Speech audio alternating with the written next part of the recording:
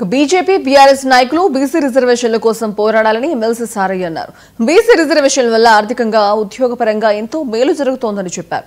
జంతర్ మంతర్ దగ్గర జరిగిన దీక్షలో బీఆర్ఎస్ బీజేపీ నాయకులు పాల్గొనలేదని చెప్పారు. బీసీ రిజర్వేషన్ విషయంలో బీజేపీ వైఖరి ఖచ్చితంగా తెలపాలని కోరారు. కేంద్ర ప్రభుత్వం చొరవ తీసుకుని బీసీ రిజర్వేషన్ అయ్యే విధంగా చూడాలని సారయ్య అన్నారు. బీసీ నినాదం అనేది దేశ స్వాతంత్రం తర్వాత 75 ఏళ్ల తర్వాత ఈ రోజు బీసీల గురించి ఆలోచించి ఈ రాష్ట్రంలో కూడా అదేవిధంగా ఈ దేశంలో కూడా బీసీలకు తప్పనిసరిగా రిజర్వేషన్ ఇస్తే బాగుంటుంది. ఈ దేశం బడుగు బలహీనతతో కూడుకున్నది కాబట్టి ఇక్కడ రిజర్వేషన్ చేద్దామన్న సత్సంకల్పంతో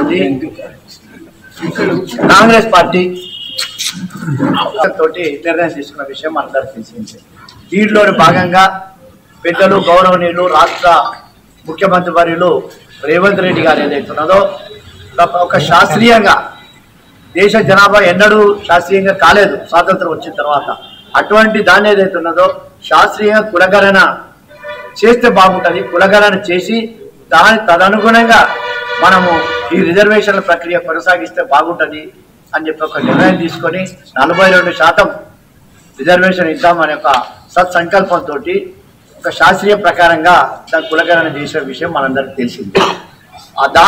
అదే పరంపర లోపల రాష్ట్ర ప్రభుత్వంలో గతంలో 18% 2018లో రాష్ట్ర ప్రభుత్వం ఏదో పంచాయతీరాజ్ గత ప్రభుత్వం ఏదైతే పంచాయతీరాజ్ చట్టం చేసి దేశానికి ప్రధానమైన ఒక బీసీ నాయకుడు వచ్చిన తర్వాత దేశంలో బలైన వర్గాల వారికి మనకందరూ న్యాయం జరుగుతుందని అందరూ కళ్ళు కన్నాం మనందరం. కానీ ఆ కళ్ళలో నీరసం అయిపోయింది. మరి మోడీ గారు ఎందుకు చేయాలో అర్థం కాలేదు.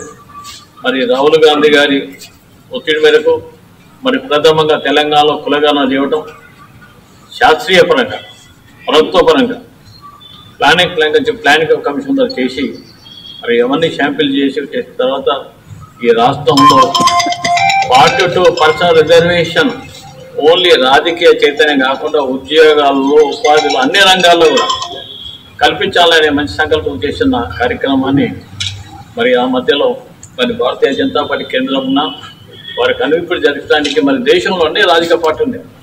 బీహార్, గుజరాత్, మహారాష్ట్ర, కర్ణాటక, పశ్చిమ బెంగాల్, ఒరిస్సా